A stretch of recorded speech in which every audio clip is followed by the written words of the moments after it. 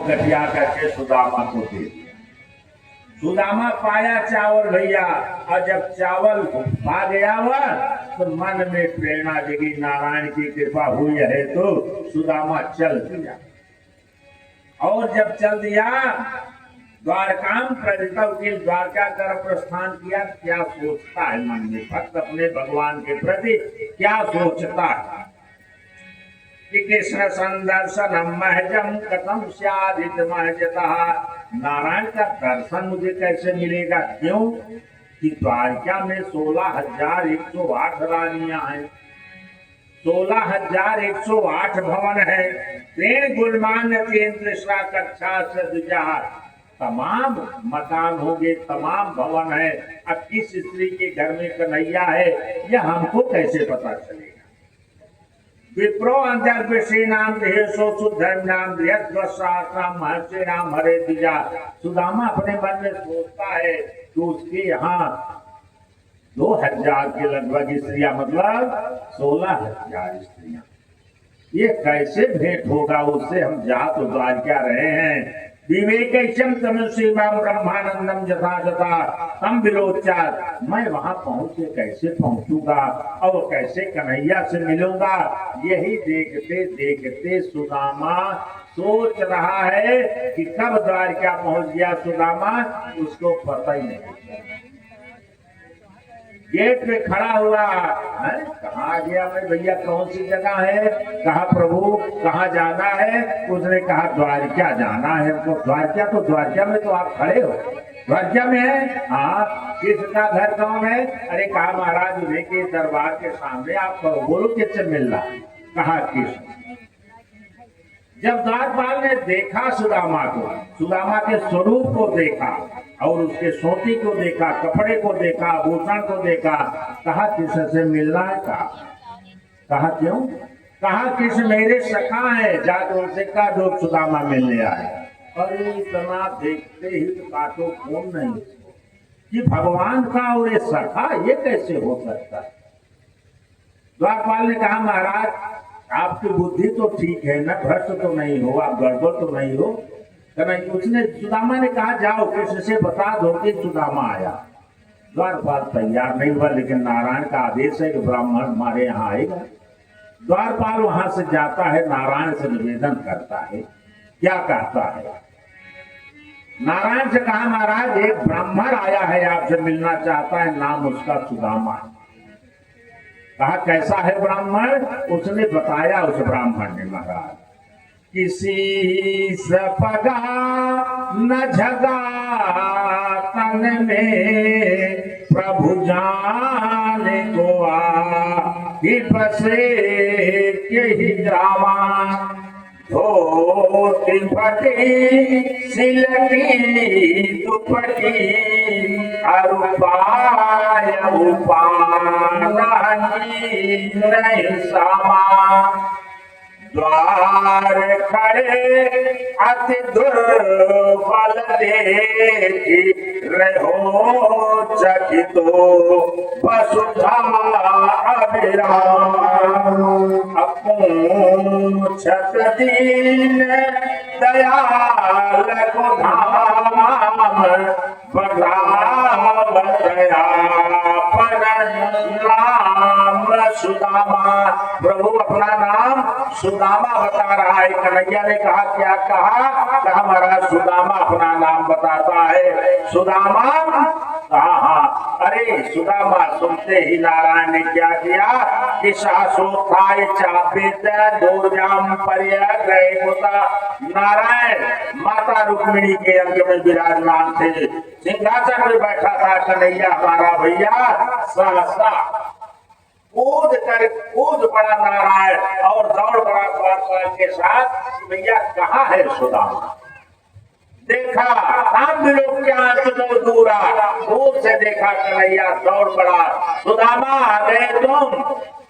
सुदामा कन्हैया को देखा दौड़ पड़ा। कन्हैया तू पर्यंकम पर्यंकम उपासिता। नारायण हमारा उठा लिया, सुदामा आ गया। धन्यमय हमारा द्वारिका आज पवित्र हो गया। सुदामा आ गया, उठा लिया अपने कांधों पे भैया, और ला करके सक्षो प्रिय से विप्र से अंग संगात निर्वतारी मेरा सुदामा आ गया।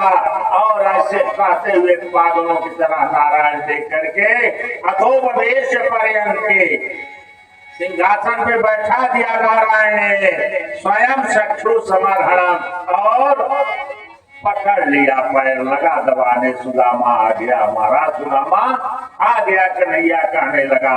और रुक्मिणी से कहा, रुक्मिणी अब तुम अपना भार उतार ले, जल्दी आओ। ब्राह्मण का क्या करना चाहिए? पैर, इसलिए पैर में ही सब कुछ ब्राह्मण के होता है। लाओ जल लाओ, पैर धुलाओ, पादव पादावने जने। ब्राह्मण का अगर कुछ होता है तो पैर धो लिया, संपूर्ण त्रैलोक्य प्राप्त कर लिया। लाओ पहले इनका पैर धोआ। पैर धोने के लिए रुक्मिणी और जितनी रानियां थी, रे राम, ये कौन बीच में कूद पड़ा? ब्राह्मण दूर से बैल कुचैल द्वारका में कहां से आ गया? कन्हैया ने कहा, रुक्मिणी यही ब्राह्मण न होता तो तू द्वारकाधीश की पत्नी न बनती। चेत नरेश के यहाँ रहती, इसी ब्राह्मण का थी। रुक्मिणी लाई और नारायण ने भैया अभी सुदामा का पैर की धूल को झाड़ रहे थे अपने दोनों हाथों से। धूल झाड़ते झाड़ते नारायण ने देखा, नारायण लगा दिया हाथ उसके पैरों पे। अब पैर भैया ब्राह्मण का पैर फटा पुराना तीन की तरह होता है ब्राह्मणों का पैर भैया, कि अगर सावधानी से न धो गया तो पोंछा लगाने लागे। नारायण ने जैसे लगाया हाथ नीचे भैया, और नारायण का हाथ लगाना नहीं कि जो कांटा गड़ा था नारायण के कमरवत हाथों को स्पर्श किया, फाड़ दिया।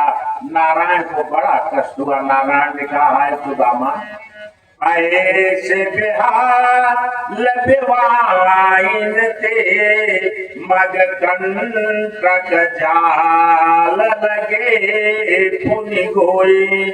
आहाय महा दुख पायो सखा, तुम आयो हित न कितरे दिन छोए।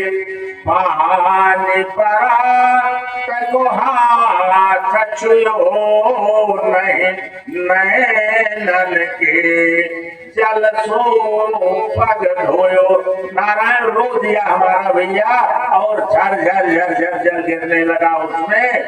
और जैसे नारायण पकड़े कि प्रेतो विमुंचत अश्रुबिंदु नेत्राभ्याम पुष्करे चढ़ा, उस कमलवत नयन से भैया नेत्र से जल की छड़ी लग गई। सुदामा की दशा, दीन दशा को देख करके, देख सुदामा की दीन दशा, करुणा करके करुणा रोए। नारायण रोने लगे और अपने अश्रुधाराओं से सुदामा का पैर धुला दिया भैया। और बिलिम पर दिव्य दिव्य चंदन धूप सब कुछ लगा करके सुदामा को चित्वा तांबूलम गाम जल जलपान तांबूल खिला करके प्रसन्नता पूर्वक विचैलम छामल्यम छामा, देश को देख करके देवी पर्यचतत पर्यंकम, बिना हाथों ब्राह्मण को गर्मी लगती है। माता रुक्मिणी, सत्यभामा, आठों प्रकृतियां आगे पीछे सुदामा को चल रही हैं, बिना झल रही हैं भैया। देवी परिचर साक्षात चमत्ता, सब बिना डोलावत यहाँ आठों पटरानी सारी स्त्रियां खड़ी मन में कल्पना करती, क्या ब्राह्मण इतना कुचैल भेष धारण किए हुए है, क्या किया? अंता को यमोदिष्वाम कृष्णे नामल कीर्तिना विश्व तो भूत दी प्रीत्या अवधूतम सभाजितम। ये अवधूत कहाँ से द्वारका में आ गया? और ये अवधूत कौन है? हिमालय स्त्रियाहीन द्वारका में किसी के पास श्रीहीन कोई नहीं। ये द्वारका से बाहर आया और इतना श्रीहीन है, इतना गरीब वेश धारण किया है। और क्या पुरुष ने किया जिसका नारायण पैर रो रहे हैं? नारायण अपने गोद में उठाए हैं। ऐसे ब्राह्मण को देख करके सारे भैया जदवा जितने थे सब लोग उसके गुण की सराहना करने लगे। इसके बाद भैया नारायण ने आत्मो ललिताम राजाम करो गृह परस्परम, सुदामा का सेवा कर लिया, जल जलपान हो गया, पकड़ लिया, हाथ लगे मिलते हो, मित्र कहो क्या हाल चाल, भाभी हमारी कैसे है, परिवार कैसे है, सब कुछ। अब लगा कन्हैया पूछने, गुरुकुल की बात पूछने लगा। गुरुकुल की बात पूछते पूछते घर पहुंच गया। कन्हैया बाल बच्चे कैसे हैं, क्या है क्या नहीं है। सुदामा तो लज्जित बैठे हैं, पैरे भरे में तो दूर जल गए, लेकिन धुतिया कहाँ जाए। सिकुड़ा चला जाता अमृतसर किनारे, सिकुड़ के एकदम कन्हैया खींचत बा गोल, सुदामा ठीक से बैठ जाओ, और सुदामा सिकुड़ते जा रहे हैं। ना हम विद्यापति प्रजाति ग्राम तब सोपा समय नवा तुझसे यम सर्वभूतात्मा गुरु सुश्रू क्या जथा। अरे भैया गुरुकुल में सीखे, गुरुकुल में हम लोग गुरु की सेवा करते थे, तो ब्राह्मणाम नितराम गुरु, आप ब्राह्मण देवता आया, तो धोती के ऊपर गठिया यहाँ फटी कैसे होगा घटना, धोती फिर भी बटोर रहा है सुदामा। नारायण ने देखा इस तरह से सूर्याश्रम चादर बन जाओ, संध्या बंदन किया, सब लोग सो गए भैया। दूसरे दिन उठा कन्हैया, संध्या बंदन सब लोग किए, बैठे, सुदामा से कहने लगा। सुखदेव जी ने कहा राजा परीक्षित, नारायण आज अब जबरदस्ती सुदामा तुझ पकड़ने को तैयार नहीं। कारण वह देख करके सुदामा की हिम्मत नहीं ले रही है खाने के लिए, तो वहां से कहा पत्नी से मांग लिया चावल, लेकिन वह पृथक तंदूर की फुटकी खोले कैसे। नारायण ने कहा प्रार्थना भक्त प्रेमणा भोर में भवत्योपमानानेकम ब्रह्मन में भवताध्यात, मेरी भाभी तुमको कुछ न कुछ दिया होगा देसी, कुछ लेके आए हो सुदामा देसी की नहीं। सुदामा नहीं, कन्हैया हम घर से नहीं चले, हम तो ऐसे बाहर से आए, द्वारका हम तुमसे भेंट करने आए। सुदामा तुम्हारी गुरुकुल की आदत अभी नहीं गई मेरी, देखो तुम मेरे सखा हो, गुरु से कपट मित्र से चोरी, तुम फिर चोरी करते हो। अरे आप जो भी दिया हो भैया, कोई बहुत बड़ी बात, लेकिन देसी चीज देसी होती है। यहाँ द्वारका मन खराब हो गया है।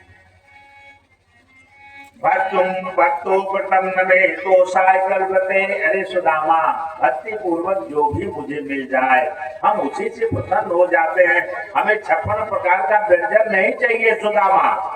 क्यों?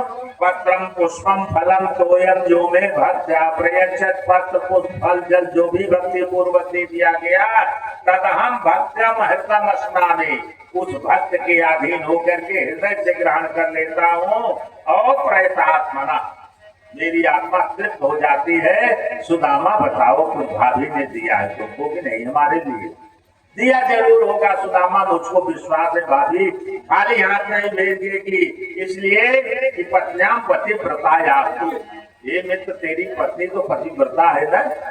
अब पतिव्रता स्त्रियां अपने पति की मर्यादा का उल्लंघन नहीं होने देती, उसकी रक्षा करती है, धर्म की रक्षा। इसलिए प्रिय चिकित्साम प्राप्तो ममास दास्यामि, सुदामा झूठ मत बोलो, दिया है जरूर भाभी ने। और इधर जैसे जैसे कन्हैया गति तो बैठे यहाँ सुदामा गोड़ ओड़ मोड़ के बाकायदे कहूँ से भेद खुले न हमार, अब भेद तो देकर भगवान यहाँ उनके आगे काम खुले सब खुले खुला बा।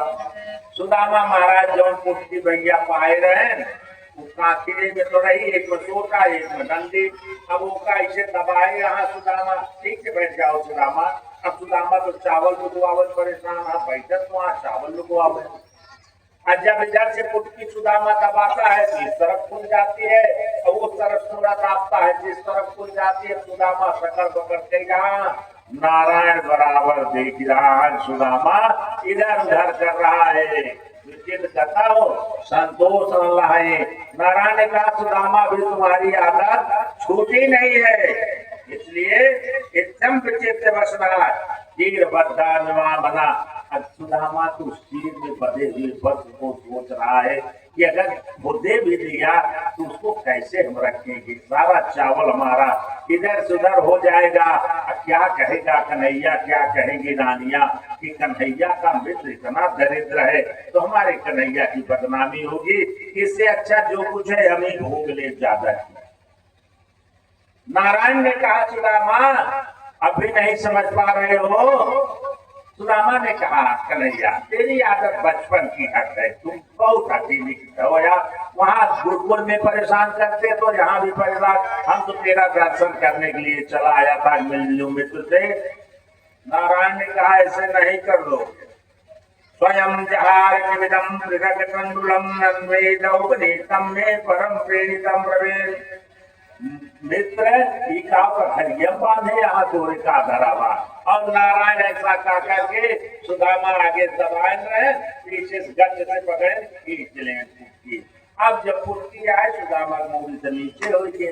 नारायण ने पुटकी को देखा, उसको शहीद पशु ने प्रसन्न हो गया। धन्य हो ब्राह्मण, असंतुष्टा विजात संतुष्टा तो ब्राह्मणा। धन्य हो संतोषी ब्राह्मण सुदामा जितेंद्री, इतनी दुख भोगने के बाद में आज तक तू द्वारिका नहीं आया। नारायण ने उसको फैला दिया। रुक्मिणी क्या देखा था भगवान को बुद्धि भ्रष्ट भैया का कहीं बताओ, इतना गंदा चावल टूटा फूटा है, ऐसा लग रहा है कि नारायण मोहन भोग चुन रहे हैं। फैला दिया और नारायण फैला करके चावल को देखा और देख करके भैया इतमुष्टेम सकेत जगवा, एक मुट्ठी लेहन हाथ से मारे, अरे राम राम राम राम, तो सारा का सारा अंदर चला के थोड़ो वहां नजर आ गया। एक मुट्ठी चुप गया, दूसरी मुट्ठी द्वितीया जगमादने द्वितीया दूसर उठाए, जैसे मोहन उठाए हाथ निकला ना भैया कि सके जगम दावत से जगृहे पस्तम। तब तक तीसरी तरफ बढ़ा नहीं, पकड़ लिया माता रुक्मिणी ने हाथ और कहा भैया तत्पराम परवेश जा। अरे प्रभु कहाँ सो गए? खाई मुट्ठी दुई लोग दियो प्रभु, दो मुट्ठी खाया तो दुई लोग सुदामा का नाम दे दिया। अब इस 16,108 रानी लेके कहाँ जाएगा, कहाँ निज वास की आस विचारी प्रभु। अब कहाँ वास करोगे जब तीनों लोग दे दिया सुदामा को, तो बलि की तरह है रसातल में जाओगे। रोक दिया। नारायण ने कहा रुक्मिणी तुम्हारा ऋण था, मैं जो ऋण हो रहा, मेरा ऋण नहीं है रुक्मिणी, ये तुम्हारा ऋण है जो मैं दे रहा हूँ। तो दो लोग कह रहे हम तो कहते हैं पूरा ब्रह्मांड दे दो, तो भी तुम ऋण नहीं हो सकते इस ब्राह्मण से, इसलिए तुमने कुछ दिया था इसको। इस ब्राह्मण को तुमने कुछ दिया नहीं था, सिर्फ प्रणाम किया, ब्राह्मण आशीर्वाद दे के तुझको चला गया था। वह ऋण बढ़ते बढ़ते इतना हो गया है कि मैं उसकी भरपाई नहीं कर पा रहा। नारायण ने दो मुट्ठी खाया, लक्ष्मी ने पकड़ लिया भैया। नारायण बैठ गए और सुदामा की सेवा पर चर्चा किए। और इस तरह से भैया एतावा कालम विश्वात्मन, विश्वात्मा हमारा कन्हैया ब्राह्मण की सेवा पर चर्चा कर रहा है। 2 दिन बीता। सुदामा के मन में होने लगा विचार, दिव्य भोजन, दिव्य शयन, दिव्य वसन, सब कुछ मिल गया। सुदामा कह रहा है कि हम यहाँ भोजन कर रहे हैं, वहां हमारे बच्चे उपवास कर। सुदामा से रहा नहीं जा रहा है। कन्हैया यह बात जानता। अब वहां से पत्नी ने तो कहा था कि देंगे नारायण, इधर सुदामा भी हटे जिन्ना मांगना मगनो भलो न बाप को, जो विधि राखे मांगब ठीक ना न मांगब नारायण, जो देना होगा नारायण देगा। और नारायण बिना मांगे बिना देहे नहीं दे, गोसाई नारायण बिना मांगे काहे के देख जाए। ये दोनों में चल रहा था भैया। 2 दिन बीत गया। अब दूसरा दिन बीता भैया। भुक्त्वा पीत्वा सुखम मेने आत्मानम स्वर्गतम, जथा स्वर्ग की तरह सेवा थी। खाते पीते भैया आनंद से रहे। सब सो भूते विश्व भावे, नारायण के साथ बीत गया। सो माने दूसरा दिन आना है। दूसरा दिन आना है, तीसरा दिन आना है। सुदामा ने कहा प्रभु अब कल हम जाएं। कल जाओ सुदामा। गए क्यों? कहा प्रभु इसलिए कि घर में बच्चे हैं, परिवार है, 10 वर्ष हो गया कन्हैया, अब स्वाल जगान स्वालयम तातम पथ्यानुव्रज नंदिना, इसलिए बच्चे हमारे रास्ता देख रहे हैं, घर जाए। कन्हैया ने कहा घर जाओगे, मानोगे नहीं? हाँ कन्हैया जाने दो। सोचे सुदामा के 10 दिन अगर द्वारका में रहा कबो उतने विदाई मिले, 1 दिन रहा कबो उतने। अब ब्राह्मण विदाई चलते मिला तो भूल गए कि रुक्मिणी छूटे दे रहे। नारायण ने देखा कि अच्छा अब क्या करता है। नारायण का ठीक कन्हैया, अगर तू जाना चाहता है सुदामा ना, तो चलो कोई बात नहीं। सुदामा फट से छोटा लिए तैयार हो गए कि अब चलेंगे तभी विदाई होगी, तो बच्चों की भोजन की व्यवस्था होगी। इधर नारायण ने देखा सुदामा के, तो सुदामा तो मूठी चावल खाया नहीं, उसका एक 22 विश्वकर्मा को भेज करके वहां सुदामा पूरी बनवा दिया। नारायण काम खत्म, दोनों का हो गया। अब इधर सुदामा मन में सोच रहे कि अब चलने के लिए कह दिया, कुछ न कुछ बरसेगा, कुछ न कुछ आएगा। कन्हैया ने कहा सुदामा मानोगे नहीं? कन्हैया ने जब कहा ना स्वगृहात पीड़ दो, चलो फिर घर से सुई दो, हमारे सखा हो, घर को दूर पहुंचाओ चाहिए। अब सारी रानियों को बुलाया। कन्हैया ने कहा चलो सब लोग प्रणाम करो, सुदामा जा रहे हैं। सब स्त्री आवत यहाँ प्रणाम करो चली जाती। यहाँ सुदामा सोचे कि लगता है कन्हैया भूलकर नहीं किया, बंद ही इकट्ठा हमका नहीं पहुंचावे बिना ही ले जाओ। सुदामा लगे चल दिए भैया। कृष्ण आगे चले, गेट पे पहुंचे। सुदामा धूरी से हटा, कहा तो आज कन्हैया जाओ हम जा रहे हैं। कन्हैया कहा नहीं, गेट तक तो पहुंचा दे सुदामा। गेट तक पहुंचाए, सुदामा नहीं रुकोगे? नहीं कन्हैया जाने दो। दोनों अपने अपने में होशियार मित्र थे भाई, ठग जाने ठगही की भाषा सखाते। नारायण ने कहा सुदामा अगर जाना ही है तो फिर जाओ, विलंब मत करो, प्रणाम। सुदामा सीताराम काटा तो पूर्ण कुछ न मिला। अब का घरे चल के देख, घर चल के हम क्या व्यवस्था करेंगे? अब सुदामा जब चला रास्ते में तो विचार क्या करता है? अपने मन में सुदामा ने विचार किया, कहा कि स्वगृहा अहो ब्रह्मण देवस्य दृष्टा ब्रह्मण त्यामया। यह ब्राह्मण संतोषी इस तरह से होना चाहिए। धन्य हो भगवान कृष्ण, क्या ब्राह्मण की सेवा करना जानता है। किसी को सीखना है तो कन्हैया से सीखो। क्या ब्राह्मण की सेवा किया? हम दरिद्रम, हम कहाँ दरिद्र ब्राह्मण और कहाँ वह द्वारकाधीश। अरे वाह, पापी ज्ञान का कृष्णा से निकेतना, अपने घर में क्या व्यवस्था मुझे दिया, हमारा पैर धोया, हमको ये व्यवस्था दिया कन्हैया। उसकी स्त्रियां हमें भोजन चला रही थी, पंखा जल रही थी। आहा, निवासिता प्रिया जिस तरह से अपनी स्त्री को अंक में लेता है प्राणी, कन्हैया मुझे अंक में लेकर के गया। अगर हमारी पत्नी सुशीला न भेजती, ये लाभ मुझको कहाँ मिलता? सब भूल गया, कन्हैया का गुणगान करने लगा। ऐसे ब्राह्मण को होना चाहिए। दर्शना परमा लाभ, दर्शन हुआ, इससे बड़ा लाभ कुछ नहीं हो सकता भैया। महिष्या बीजितो शांता, औरतें सब पंखा ढूंढ रही थी हमें, जौन की पेड़े का हवा के अलावा आपका हवा ना मिले। बीजता पंखा कहा बाल बिजलिया सुसुखिया परम्याम पाद संभाना जी। कन्हैया मेरा पैर दबा रहा था, प्रतिदिन गोद मिलता था। क्या सुंदर। अब वही सोच रहा है सुदामा। अब वही सोचते सोचते क्या होता है, पहुंच गया भैया कहाँ? पुनः द्वारका लगाओ। उसको लगा कि द्वारका पहुंच गए। देखता क्या है, चित्रोपौलोद्यान कुलादि दुष्टम तिले कुंभी स्त्री दिव्य सुंदर सुंदर स्त्रियां दिखाई पड़ी। हाथी घोड़ा घुड़सार में और बाजे बज रहे सब। अरे चकराया दिमाग सुदामा का कि जो हम लगता है द्वारका पुनः लौट के आ गए। फिर पैदल चल दिया, वहां से मुझे रास्ता भूल गया लगता है। जैसे सुदामा प्रतिगृहण महाभागम देखा, गीत बात हो रहा है, कहा बस तो हम द्वारका के रास्ता हम भूल गए।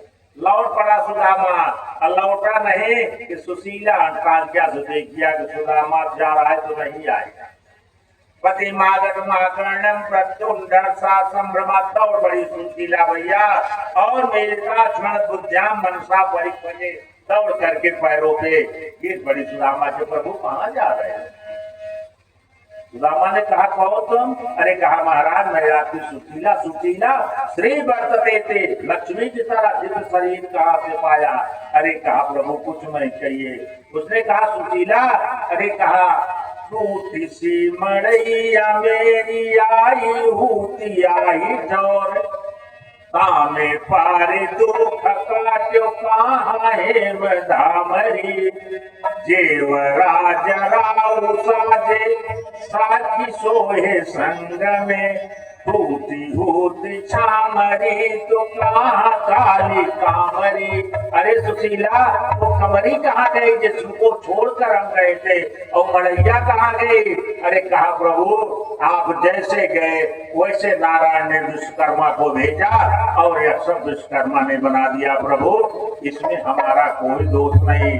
कन्हैया ने, सुदामा ने कहा मेरी मड़ैया, कहा प्रभु आपकी मड़ैया है, कहा कि इस सुदामापुरी में मेरी मड़ैया होनी चाहिए, और वह मड़ई रख करके वह ब्राह्मण जो है अपने ब्राह्मणत्व के साथ में नारायण का स्मरण करते हुए परम पद को प्राप्त किया। बोले श्री कृष्णचंद्र भगवान की जय हो। एक सुनेंगे।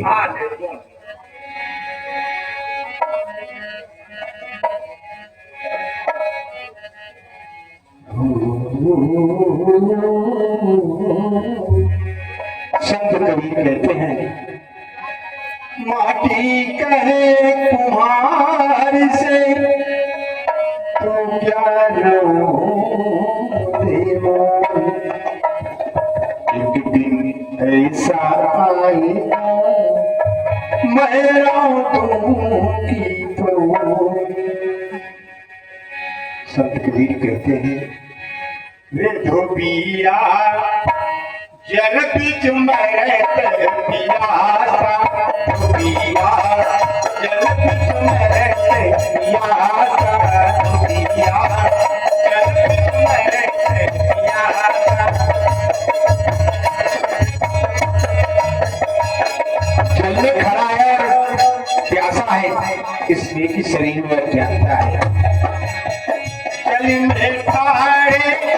ये नहीं मूरख अच्छा जल है खासा,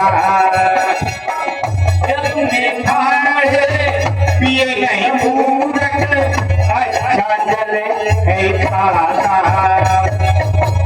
अच्छा जल है खासा साधो भाई, अच्छा जल है खासा, अच्छा जल है खासा साधो भाई, अच्छा जल खासा। अपने घरी का मन जानी करे धोबी खासा रे धोबिया, जल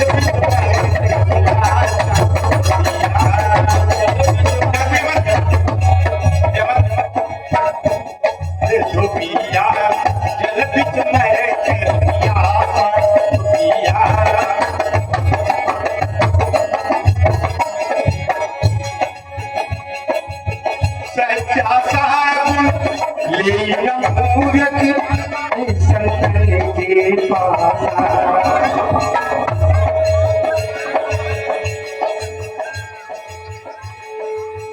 सच्चा साबुन लेकिन मूरख है संतन के पासा, है संतन के पासा रे सारो भाई, है संतन के पासा, है संतन के पासा सारो भाई, है संतन के पासा। आपको बधा है कर्म गिराती अपने घर के पासा दुनिया, गलत मेरे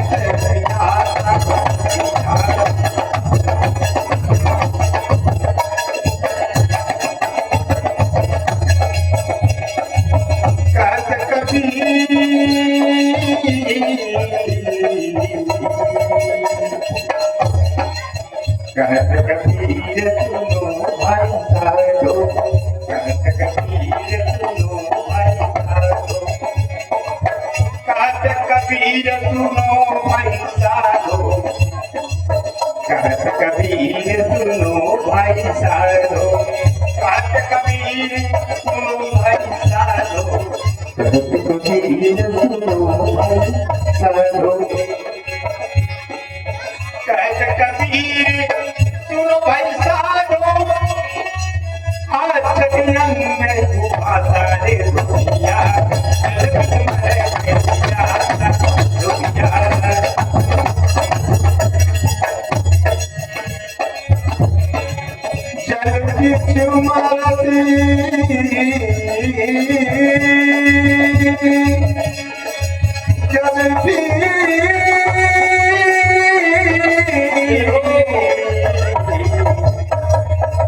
जल बिच मरे पिया सारे दुनिया, जल बिच मरे पिया, जल बिच मरे पिया, जल बिच मरे पिया रे धोबिया, जल बिच मरे पिया, धोबिया, जल बिच मरे पिया सारे धोबिया,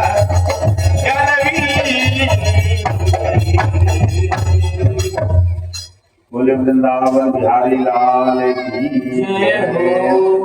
भैया। और दुर्योधन की कन्या लक्ष्मण जिससे शाम का विवाह हुआ, वो अभी अर्जुन की तरह से हुआ था विवाह। आज भी भागवत के प्रमाणानुसार कि महाराज दाऊ भैया जो है पूरे हस्तिनापुर को जमुना में डुबाना चाहते थे, जब नहीं माने अंत में शरणागति लिया। लक्ष्मणा का विवाह शाम से हुआ। भगवान कृष्ण इस तरह से अपने परिवार की स्थितियों को देखा। यदुवंशियों की संख्या, परिवार का भरण पोषण पालन, नारद जैसे ऋषि महर्षि जाकर के देखे थे कन्हैया का भैया, तो क्या हम वर्णन करें कि ऐसा सुंदर था। श्रीमद् भागवत कथा सुनने वाले प्रेमी अगर परिवार का भरण पोषण करना चाहते हैं तो श्रीमद् भागवत का स्वाध्याय करें और उस तरह से परिवार का भरण पोषण करें। नारायण इस भागवत में क्या उपदेश दिया है कि भागवत कथा हमें आपको देती है कि भरण पोषण में संकोच मत कीजिए, लेकिन भैया रोग अगर सर के ऊपर हो जाए तो अंग को कटाने में भी विलंब मत कीजिए। कन्हैया ने अपने जाने से पहले सारे यदुवंशियों को क्यों भेजा था? इसलिए कि भूभार रूपा भूभार हरने के लिए आए थे। और यह नारायण जानते थे कि हमारे जाने के बाद यह यदुवंशी पृथ्वी के बोझ हो जाएंगे और स्वयं छेतुम न समर्था विश्व ध्वंस संवर्धा, स्वयं छेतुम न समर्थता। अगर आप किसके भी वृक्ष लगा दिए हो तो आप काट नहीं सकते। तो यदुवंशियों का संहार मैं नहीं कर सकता हूँ, इसके लिए हमको खोजना पड़ेगा उपाय।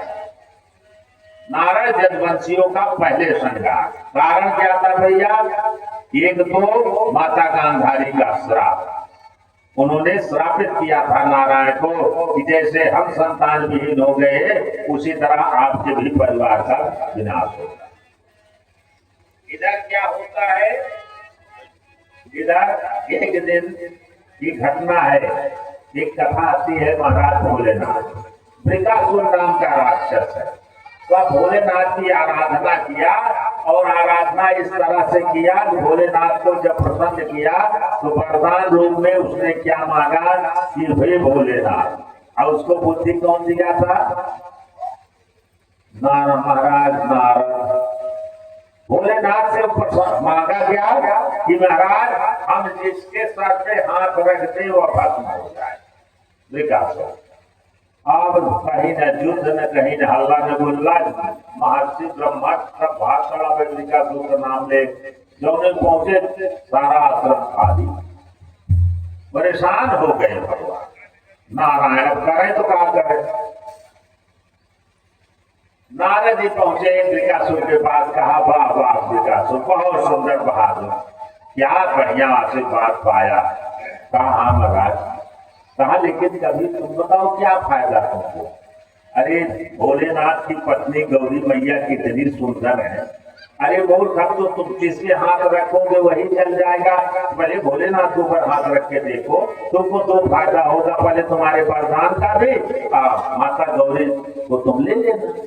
गौरी हरण लाल साहब करे मन में काम बढ़ा भैया, कामात भवज सम्मोह। काम मानव में होता है, सम्मोहन होता है, और काम भी भ्रंशता। जब काम नहीं होता तो क्या होता है? क्रोधात। क्रोध होता है, क्रोधाद बुद्धि भ्रंशता। जब क्रोध होगा तो बुद्धि भ्रष्ट हो जाएगी भैया। अब बुद्धि भ्रष्ट हुई नहीं, ये बुद्धि भ्रष्टात विनाशत्वात्, मानव विनाश को प्राप्त हो जाता है। तो क्रोध विनाश का मूल होता है। भगवान ने जब नारद ने किया तो अम्बिकासुर गौरी हरण की लालसा से पहुंच गया कैलाश। अब भोलेनाथ तो जानते ही थे कि इसके छूने से मर जाए, साथ में रखेगा हाथ तो मृत्यु हो जाएगी। अब भोलेनाथ एक तरफ गौरी गला दे और स्वतः लगे दौड़ने। नारद ने कहा अब ठीक हुआ, जैसे किए तो वैसे भोग। अब जब दौड़ना भोलेनाथ ने शुरू किया तो श्रीमन नारायण नारायण पहुंच गए महाराज। अब देखो भोलेनाथ की बड़ी दुर्दशा है, रक्षा करो। क्या हुआ? अरे अम्बिकासुर के पीछे पड़ा हुआ है। नारायण पहुंच गए वामन रूप मृगधारी, माया मनुष्य हरे, माया मनुष्य हरि नारायण पहुंचा। अरे पाखुने कुतो तत्वा, अरे पाखुने सपुनी का पुत्र अम्बिकासुर कहाँ जा रहा है? अरे कहा महाराज भोलेनाथ निकल जाए, मुझे तो खेत। अरे थोड़ा विलम्ब कर लो, विश्राम कर लो, थक गए हो दौड़ते दौड़ते, क्या फायदा है? खड़ा हो गया, मोहित होने लगा। कहा यह बताओ तुमको किसने कहा कि तुम जो दिए हैं भोलेनाथ, भोलेनाथ किसी को वरदान दे सकते हैं? अरे महाराज हमने परीक्षा लिया। अरे कहा तुम परीक्षा लिया, हम कैसे मान मेरे सामने परीक्षा दो? कैसे? अरे परीक्षा अपने से होती कि गैर से होती है परीक्षा? मुंह कहीं का। अरे इनको तुमको नहीं मालूम, इनके दक्ष प्रजापति इनके ससुर है, गौरी के पिता, उन्होंने श्राप दे दिया है। ये बताओ किसी अनर्गल असंस्कारित व्यक्ति का वरदान काम देगा? कहा तब महाराज ने कहा पहले परीक्षा ले, हम अपने हाथ रख रहे हैं सर पे, तुम रखो देखता हूँ।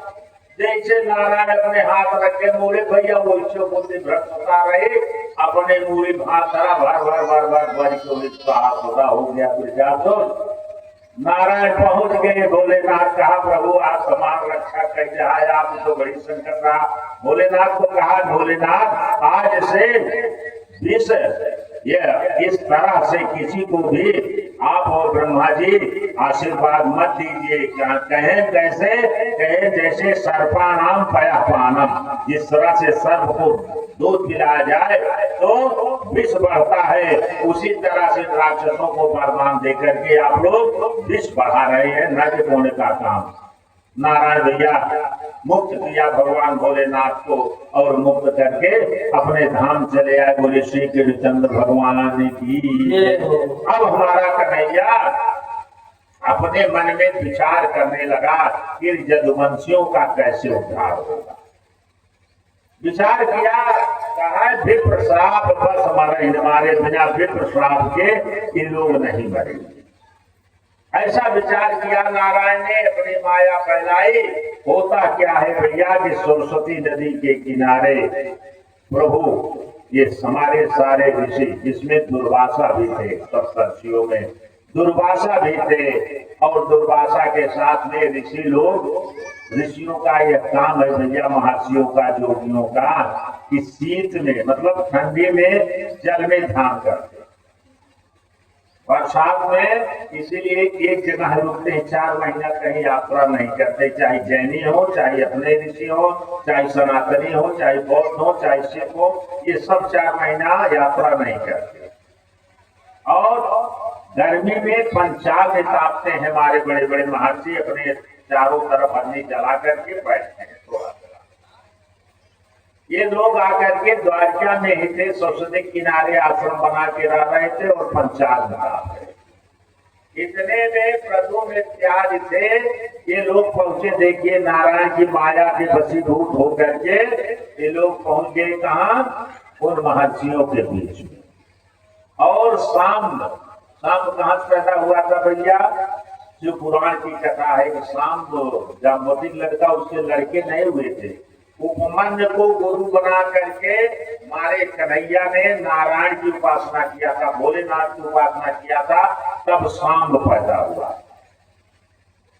आज उसी सांब को प्रद्युम्न इत्यादि स्त्री का भेष बना करके ले जाते हैं ऋषियों के पास से परीक्षा लेने कि इसके कौन सा गर्भ है, इसके लड़की होगा तो लड़का इसके। लोग गए तो भैया जो ऋषि तो भाई संत हृदय नवनीत समान, संत का हृदय नवनीत के समान है, लेकिन गोस्वामी ने कलम अपना रोक लिया। कहा कबीर, मैं नहीं कहा हूँ, कवियों ने कहा है, कहा कबीर पर कहा ही न जाना, कहना नहीं जान पाए, इसलिए कि निज परित्राप द्रवण नवनीता। नवनीत को जब आग का गर्म होता है तो भी नवनीत गलता है, लेकिन पर विरुद्ध गवाएं संत शुभ नेता।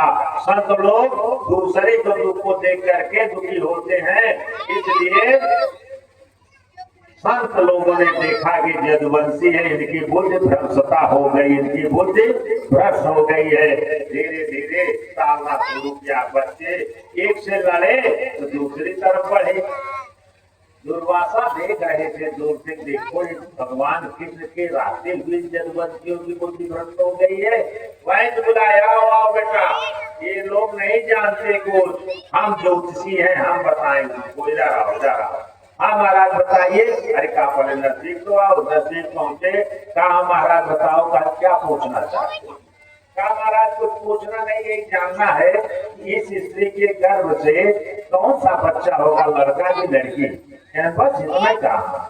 तो कहा भैया ठीक है, इस लड़की स्त्री के गर्भ से न लड़का होगा न लड़की होगा। कहा तो महाराज कहन एक मूसल होगा, जिससे पूरे यदुवंशियों का सत्यानाश हो जाएगा, संहार हो जाएगा। जाओ बोले वृंदावन बिहारी लाल की। अब काटो तो फोन नहीं, भगे वहां से। अब बाहर आए, जब धोती खोला प्रभु उनका सांब का, तो मूसल छोटा सा गिर पड़ा, खट से लोहे का भैया। अब जब मूसल गिरा तब तो काटो फोन नहीं, और बड़ा लेके भगे, पहुंच गए महाराज के पास, उग्रसेन के दरबार में। उग्रसेन से कहा आप देखिए उसके पहले क्या होता था, जरासंध चढ़ाई दिया, कन्हैया को बुलाओ।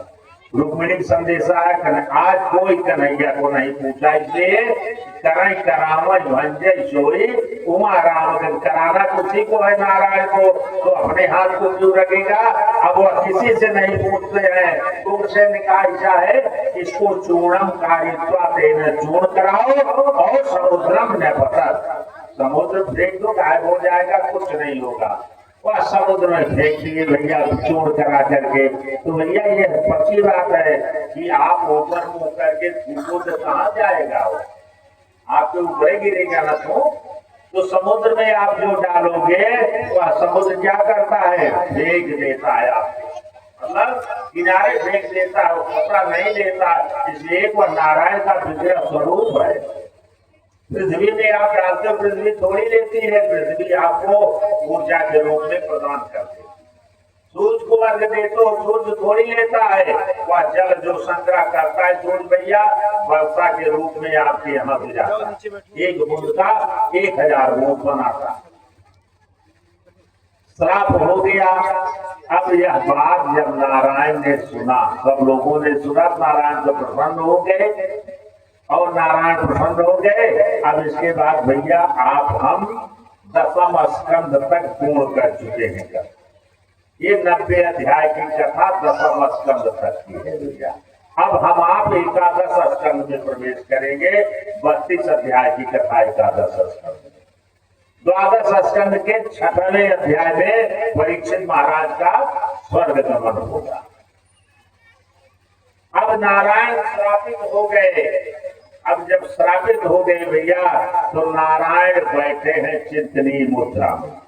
चिंतनी मुद्रा क्या है कि किस तरह से संहार का उपक्रम चलेगा, रूप कैसा बनाया जाए, संहार कैसे होगा, यह विचार कर रहे हैं। इतने उनके परम सखा उद्धव जी ने सुना कि जदुवंशियों को श्राप हो गया, भागे दौड़े हुए नारायण के दरबार में आए, कन्हैया के पैरों पे गिर पड़े और कन्हैया से कहने लगे, कन्हैया तू तो ब्राह्मण नहीं, किसी की वाणी को वृथा कर सकता है, तो ऐसा श्राप क्यों करवा दिया कि जदुवंशियों का संहार होगा। कन्हैया ने कहा, उद्धव आप परम ज्ञानी हो, आप परम ज्ञानी हो, जरा सोचिए कि द्वापर जाने वाला है, कलिकाल आने वाला है। कलिकाल का धर्म क्या है कि कलिना अधर्म मित्रेण बाधते धुना। कली का मित्र कौन है? अधर्म।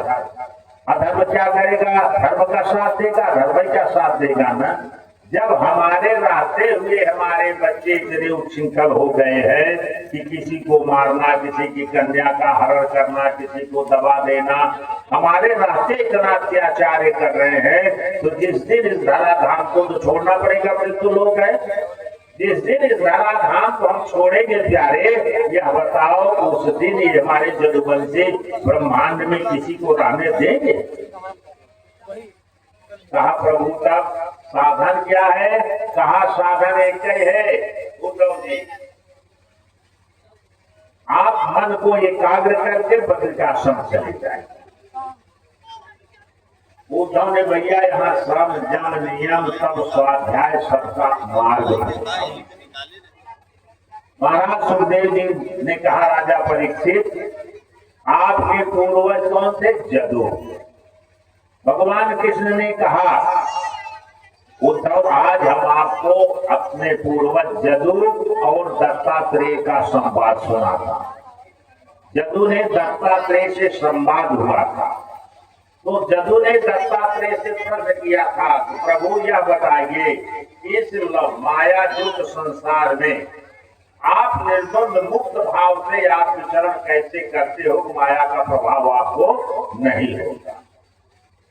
दत्तात्रेय ने कहा जदू से, जदू मन एवं मनुष्याणाम बंधन मोक्ष कारणो, मन ही मनुष्य के बंधन और मोक्ष का कारण होता है। अरे भाई साधना करनी है, ध्यान करना है, तो अगर चार की नाती लेके बैठ गया, अगर ध्यान होए, एक वह कान नोचे, एक वह नाक नोचे, एक वह माथ नोचे, ध्यान होगा? उसके लिए तो एकांत वासा करना पड़ेगा, उसके लिए तो क्षण भर के लिए सबको त्यागना पड़ेगा। कैसे? जैसे भैया आप छाया में जाते हो तो आपको शीतलता मिलती है, घाम में आते हो तो घाम मिलता है, तो भैया मिलता है किसको? ये आपको कि आपके शरीर? कभी अनुभव किया आपने? जो कुछ मिलता है किसको मिलता है? इस पंच भौतिक शरीर को आपको नहीं मिलता। इसलिए कि आप तो न हन्यते, हन्य माने शरीर, ये हमारी जो शरीर है ये तीन प्रकार से बनी हुई है, त्रिगुणातीत है। ये जो ऊपर का आवरण है ये स्थूल शरीर है, नीचे का आवरण सूक्ष्म शरीर है, और मध्य का आवरण जो न हन्यते हन्य माने शरीर वह कारण शरीर। कारण शरीर, स्थूल शरीर, सूक्ष्म शरीर। कारण शरीर हमारा भोग भोगती है, स्वर्ग नरक के आवागमन में कारण शरीर जाती है। और स्थूल शरीर हमारा जब माँ के गर्भ से आते हैं, माँ के गर्भ में आते हैं, तो उस पंच तत्व का जो रस मिलता है उससे निर्माण हमारा भौतिक शरीर होता है, और बाहर आते हैं तो उस प्रकार से इसका निर्माण होता है। सूक्ष्म शरीर जब हमारा प्राणवायु निकलता है तो अंगुष्ठ मात्र का यह सूक्ष्म शरीर संपूर्ण ब्रह्मांड को नापता है। ये हमारे शरीर का तीन स्वरूप है भैया। यह तीनों स्वरूप में एक स्वरूप जो हमारा है यह स्थूल शरीर है, जिसको हम काटने पे कटता है, जलाने पे जलता है। अद्भुत शरीर को होती न की आत्मा। भगवान ने कहा, दत्तात्रेय ने कहा, इसलिए भैया न हमको धूप खलती है, न बरसात खलती है, और न हमें आग पानी से डर है, निश्चित होकर टालता हूँ। इसलिए अवश्य में भोक्तव्यम कृतम कर्मम शुभाशुभम, हमको भोगना है। कर्मणा जायते जन्तु कर्मणैव विलीयते, कर्मणा जायते जीव, कर्म से ही सारा संचय होता है। इसलिए कर्म प्रधान, कर्म को संभालो। कर्म आपका वर्तमान है, संचित आपका भविष्य है और प्रारब्ध आपका भूत है। वर्तमान आपका अच्छा होगा, भविष्य अपने आप अच्छा हो जाएगा। वर्तमान आपका अच्छा होगा, भूत अपने आप अच्छा होगा। दत्तात्रेय ने कहा भैया हमने 24 गुरु को माना, 24 को गुरु माना। जिसको जिसको भृंगा, पतंगा, कुर्रा, मत्स्य, अजगरा, कपोता, कुलरी, मधुहा, उन्होंने मछली को माना गुरु। मछली से क्या सीख लिया कि अगर मानव में क्या दोष है, मानव में ये पंच तत्व है ना, पंच तत्व रचित शरीर 5 तत्व, इसमें 5 दोष है। ये रूप का भी लोभी है, रस का भी लोभी है, गंध का भी लोभी है, स्पर्श का भी लोभी है और शब्द का भी लोभी है। ये 5 लोभ रखता है। सुंदर गाना चाहता है, सुंदर रस चाहता है, सुंदर व्यवस्था चाहता है, स्पर्श चाहता है, यह सब सुंदर चाहता है। एक एक दोष में गिनाया दत्तात्रेय ने। मछली में एक दोष है और दूसरा दोष नहीं है। एक दोष क्या है? रस। रस का दोष है। देखिए मछली मारने वाला एक थोड़ा सा मांस का टुकड़ा लगा देता है उसमें कटिया में, और वह मछली उसके लोभ में उसके जा करके कांटे में फंस जाती है, अपना प्राण संकट में डाल देती है। जो मानव 5 का लोभी है वह बताओ कितना सतर्क रहना चाहिए। शब्द मृगा, मृग को देखिए सुंदर बांसुरी आप बनाना शुरू कर दिए, मृग आपके पास खड़ा हो जाएगा सुनने पाना और आपस हो जाएगा। रस, रूप, भ्रमण, पतंगा रूप का लोभी। दीपक जला नहीं कि पतंगा उस पर आग जली नहीं, कूदा और अपने आप को भस्मीभूत कर लेता है, रूप का लोभी है। गंध, कस्तूरी कुंडल बसे मृग ढूंढे बनवान, गंध का लोभी है। स्पर्श का लोभी करिया, यानी माने हाथी। हाथी जब गड्ढे में गिरता है तो पकड़ने वाला उसको धीरे धीरे सहला करके हाथ का स्पर्श करा के महावत। इसीलिए देखिए हाथी को घुमाना होता है तो पहले हाथ से उसको फूंकते सहलाते हैं, और जिस तरफ सहलाएंगे हाथी उसी तरफ घूम जाता। उन्होंने बताया भैया मधुहा, मधु को बताया। मानव मधु है, मानव हम आप मधु है। कौन मानव? लूट खसोट चोरी बेईमानी दलाली कह के पैसा लियावत रही, न खात रही न परिवार में खियावत रही, बैंक में यही हम मधु है। जौने दिन सीबीआई इनका सब छापा पड़े तो सब उजाड़ लेते ही एक तो हमरे करेंगे। मधु माने देखिए मधु एक एक फूलों से रस लेके आती है और रस ले आकर के अपने छत्ता में लगाती, न स्वतः खाती है न किसी को खाने देती। मधु दूहने वाला आता है और जब मधु दूहता है तो सारी मच्छियों को मारता भी है, मधु करके घर लेकर के चला जाता। तो ऐसे धन का संग्रह करने से क्या फायदा? दत्तात्रेय ने बताया जदू को कि जो न स्वतः काम दे, इसलिए धन की 3 गति। दान भोग नाश, नव भोग कर चुका न दान किया उसने नाश को प्राप्त होगा। मधुआ मध धोने वाले को कहा मधुआ। देखो मध होता है कितना डंक उसको लगता होगा, मत लगती है, डंक लगता है, लेकिन अपने बच्चे को एक बूंद भी नहीं मिलाता। चांडाल मार्केट में पैसा लेने के लिए बेचने के लिए निकल पड़ता। उसने मधुआ को कहा देखिए एक बाज मांस लेके चला जा रहा हो और दूसरा बाज सामने से आएगा तो देखो उस बाज से युद्ध करता है कि नहीं करता। लेकिन जैसे वह मांस गिरा वह बाज इस दिशा में, वह बाज उस दिशा में चला जाता, मांस को कोई नहीं मिलता। इस तरह से दत्तात्रेय ने उसको बताया। सर्प को आप लोगों ने देखा है ना, कहीं बिल खोदन सर्प को भी देखा है आप लोगों ने? वह बिल बनाते देखा अपने सर में रखकर रहता, बिले में मान में रहता है मर्झर सर, लेकिन कभी बिल नहीं बनाता। उन्होंने कहा आपने उसको गुरु माना, इसलिए कि रहने की जगह खाने की जगह भाई पेट दी है पेट है, किसने दिया? भगवान ने दिया। चूल्हा दिया तो भगवान ने दिया, वो उसका भरण पोषण करेगा। हमें अपना कर्म करना चाहिए। कर्म जो हो वो न्यायोचित हो। उन्होंने अजगर से कहा, अजगर को गुरु माना कि अजगर करे न चाकरी, पंछी करे न काम। दास मलूका कह दिया सबके दाता राम। अजगर कोई काम करता है लेकिन भूखा नहीं रहता।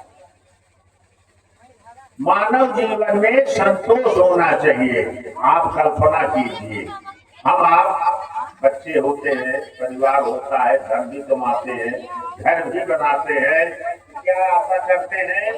बच्चा होगा, इसको पढ़ाएंगे लिखाएंगे, एक कमाएगा, ऐसा होगा, गोद मेजे पतो हुआ, सेवा करे। कभी आपने कल्पना किया कि आपके इस पेड़ में बस रहने वाली जो पंछी है वह अपना घोंसला नहीं बनाती, वह बच्चे का प्रजनन नहीं करती, आपकी तरह बच्चे को चारा नहीं चुनाती, लेकिन जब बच्चा बड़ा हो जाता है क्या करती है? उड़ना सिखाती, अपने साथ उड़ना सिखाती है। और जब बच्चा उड़ने लगता है तो क्या पंछी उस बच्चे को बुला करके पुनः बच्चा मुझे वृद्ध हो गए, मुझे चारा ले आओ, खिलाओ खिलाओ, हमारा पैर दबाओ, कभी उसने सोचा? लेकिन हम आप मानव कितने स्वार्थी हैं कि हमारा सारा काम स्वार्थ से पड़ा। अरे बच्चे का भरण पोषण करना हमारा धर्म है। माता शत्रु पिता वैरी जैन बालों पाठता, बच्चे को पढ़ाना हमारा धर्म है, लालन पालन करना हमारा धर्म है, और लालन पालन करके उनसे आशा करना यही मेरा धर्म है। उनका क्या धर्म है उसको वो जाने। स्वधर्म परमा श्रेय पर धर्मा भयावह। अपना धर्म सबसे अच्छा होता है, दूसरे का धर्म खराब होता है। हम आप दूसरे के धर्म पे ज्यादा आरूढ़ होते हैं, अपने कर्म को धर्म को भूल जाते। भगवान ने कहा उद्धव जी इस तरह से ज्ञान प्राप्त करो और नारायण की शरणागति प्राप्त करो, इसलिए कि मेरा भी आने का समय। मृत्यु लोक में जो आया है वह अजर अमर नहीं हो सकता, उसको मरना।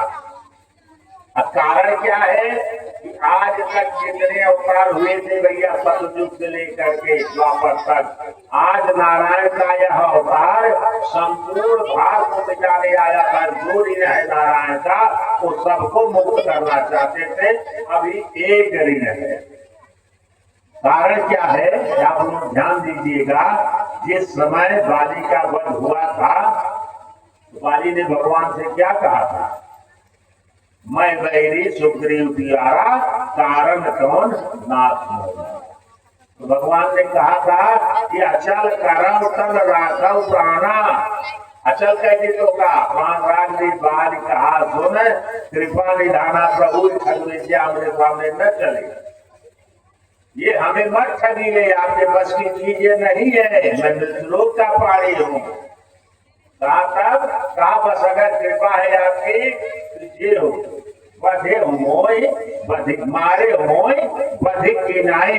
कष्ट में बा महाराज कि हमका मारा तो पहलिया तरह छिप के मारा, चुपके से मारा महाराज, और सब ठीक रहा। कहा तब कहा कि जे जोन जन्मो कर्म बस राम पद अनुराग। अगर आपकी कृपा हो जाएगी हो तो जहां हम जिस जोन में पैदा हो वहां आपकी कृपा बनी रहे, आपके चरणार्जुन की कृपा रहे। बाली ने यही मांगा तो उसके मन में क्या आया था भैया? बधे मोय बधिक किया। तो अंतेर मते जश गति, अंत में जैसी मति होती है वैसी गति होती है। आज वही बाली बहेलिया के रूप में आया। अब नारायण को अपना ऋण भी उतारना। इधर होता क्या है कि जदुवंशियों में उत्पात शुरू हुआ। नारायण ने कहा भैया देखो बहुत उत्पात हो रहा है, कलयुग जो है वह पदार्पण करने वाला, छाया शुरू हो गई। नारायण ने कहा भैया आप लोग ऐसा करो, बहुत उपद्रव हो रहा, चलिए प्रभास क्षेत्र में सरस्वती किनारे ब्राह्मणों को बुलाया जाए, कुछ दान पुण्य किया जाए और कुछ यज्ञ यज्ञादि पूजा स्नान ध्यान हो और सब लौटा जाएगा। सब लोगों को लिया भैया, सारे लोग चल दिए, जदवंशी जितने थे कहा भाई चल रहे हो, घर खाली है तो अस्त्र कहाँ छोड़ रहे हो, इसको भी ले चलो। सारे अस्त्र को लिया और लेकर के प्रभात क्षेत्र में आए। और जैसे पहुंचे भैया, मणिमय बाणे नारायण की कृपा हुई, हवा में वायु प्रवेश कर दिया, वायु दूषित कर दिया नारायण। और प्रभात क्षेत्र में जैसे लिखे रुके स्नान करने के लिए सब लोग उतरे, जनवंती लोग उस प्रभाव से मदमस्त हो गए। तो कुछ देर तो हंसी मजाक जल क्रिया चलती रही। हवा भैया परिवर्तित हो गया वायु युद्ध, हाथ से युद्ध होता रहा। जब हाथ युद्ध से जो परास्त हुआ, दौड़ करके बाहर जाकर के अपना अपना अस्त्र उठा लिए, उससे युद्ध शुरू हो गया। और जब भैया उससे भी नहीं निपटा तो जो मुसल फेंका गया था, ऐगत नाम की घास हुई थी, उस घास को जो ही छूता था जनवंती और फेंक देता था जिसके ऊपर, जय हरि हर। सभी लोग मरने लगे। पिता पुत्र को नहीं देख रहा है, पुत्र भाई को नहीं देख रहा है, मामा भांजे को नहीं देख रहा है, सारे जनवंती। इतने में होता क्या है कि दाऊ भैया दौड़ के आता है, अरे जनवंशियों तुम्हारी बुद्धि भ्रष्ट है, क्या कर रहे हो। बलदेव ने निवार्या मां से बलदेवा निवारण किया, युद्ध भाई बंद करो, लेकिन प्रद्युम्न ने बलदेव को भी झपट दिया है। अरे कन्हैया की तरफ देखा, कन्हैया ये क्या हो रहा है। कन्हैया ने कहा दाऊ भैया हमारा आपका मामला क्लियर हो रहा है, मत सोचो। हाँ नारायण समय समाप्त। दाऊ भैया ने लिखा है श्रीमद् भागवत में, भैया दाऊ भैया जल में गए समुद्र में और ध्यान किया, कहा पहुंचे अपने अनंत को। अनंत माने सबसे नीचे जो है अनंत लोक है भैया, वह सहस्रार फण वाला नारायण हमारा वहां रहता है, जो विष्णु का प्रतीक है, विष्णु का ही विग्रह स्वरूप है। अनंत भगवान रसातल में पहुंच गए भैया और सारे जनवंती मारे। अब इधर क्या होता है, हमारे कन्हैया उस पीपल के नीचे बैठे हुए भगवत भजन कर रहे हैं और पैर पे एक पैर पे अपना एड़ी रखे है, तालू ऐसे खड़ा है।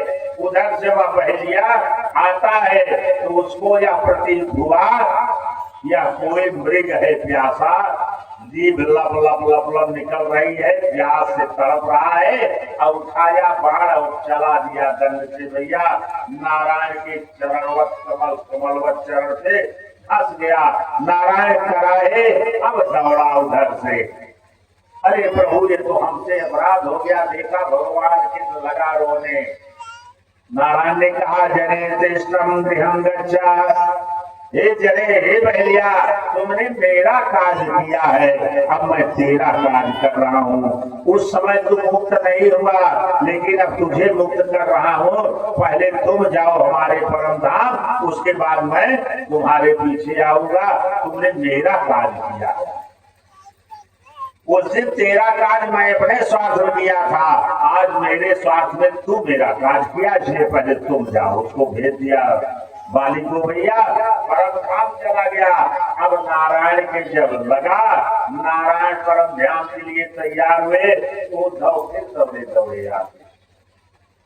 उद्धव आए और इनका सारथी दारू गाता है, जो रथ धोता था भैया, दारू गाता है। लगा रोने, कन्हैया कैसे होगा।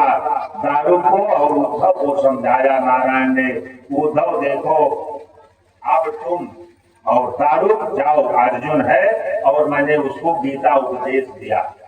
उस गीता उपदेश के आधार पे अर्जुन जितने बड़े बचे हुए जनवंती हैं उनको लेकर के इंद्रप्रस्थ चले जाएं हस्तिनापुर।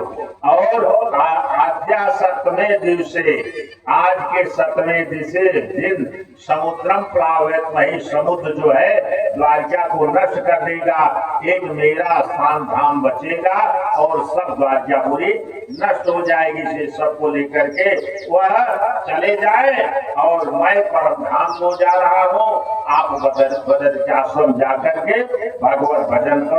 इस तरह से अर्जुन को भेज दिया भैया, उनको दारू को और उद्धव महाराज को।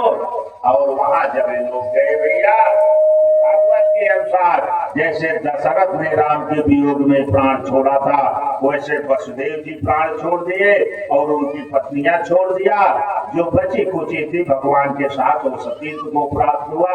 एक वही अर्जुन अभिमन्यु का लड़का जो है वही अवशेष बता वज्र भैया और सारे जदवंशी मारे गए।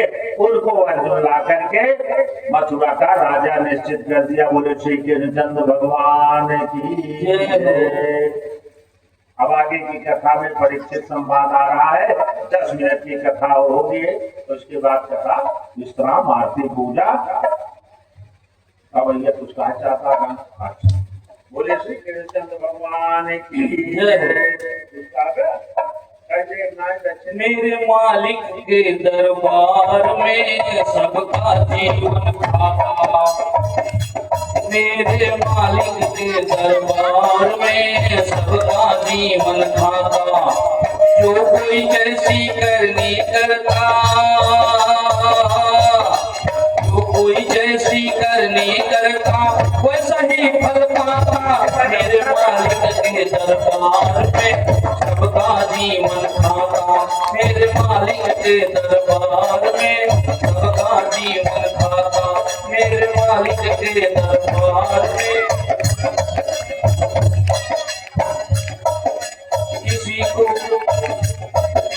किसी को पाई कम नहीं मिलती, किसी को पाई न ज्यादा।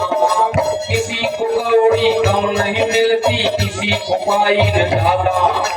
ऊपर बैठा मालिक देखो सबका हिसाब लगाता। ऊपर बैठा मालिक देखो सबका हिसाब लगाता।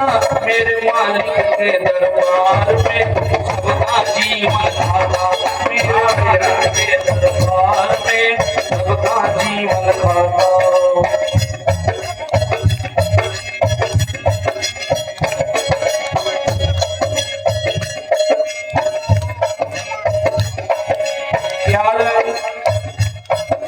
क्या साधु क्या रंग गिरस्ती, क्या राजा क्या रानी। क्या साधु क्या संत गिरस्ती, क्या राजा क्या रानी।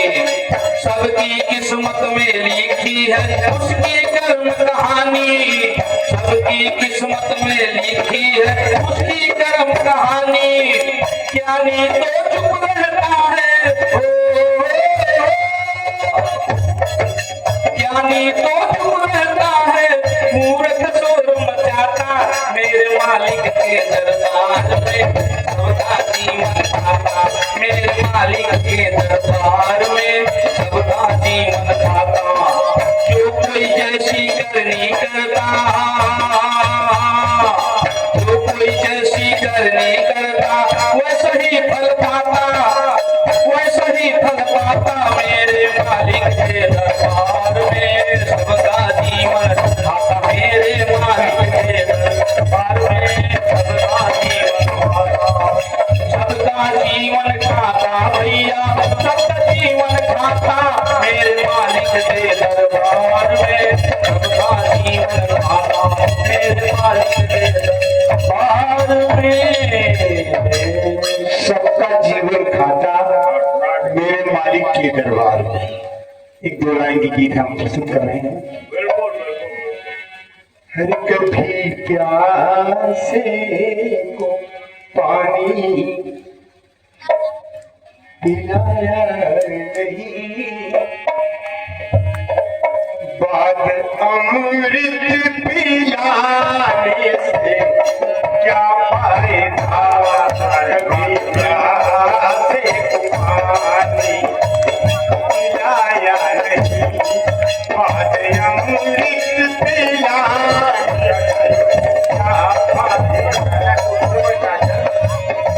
मैं तो मंदिर गया पूजा की, पूजा करते हुए गया गया।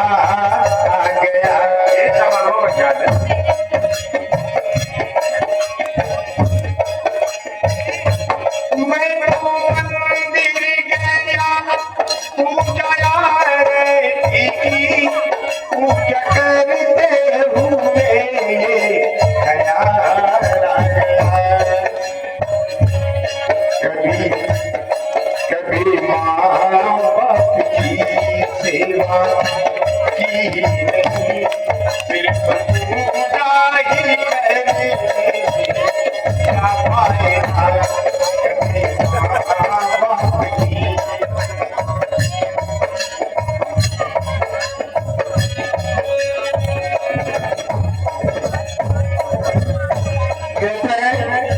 मेरी बातों को ध्यान से। गंगा नहाने हरिद्वार काशी गया, गंगा नहाते हुए गया आ गया। कहाँ गए? हरिद्वार काशी के लिए गंगा नहाने के लिए। सुनते जाएंगे। गंगा नहाने हरिद्वार काशी गए, गंगा नहाते हुए गया आ गया। क्या है ख्याल?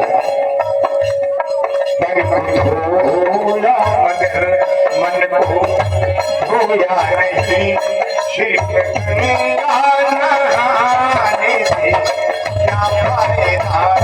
तन को धोया मगर मन को धोया नहीं, सिर्फ गंगा नहाने से क्या फायदा। मैं तो पूजा किया और जब तप किया, पूजा करते हुए हरि बोल, हरि बोल। मैं तो पूजा किया और जब तप किया, पूजा करते हुए गया। क्या आया ख्याल? पूजा करते समय कभी भूखे को भोजन कराया नहीं, बात अमृत पिलाने से कहा फायदा। कभी भूखे को भोजन कराया नहीं, पिलाने से क्या फायदा।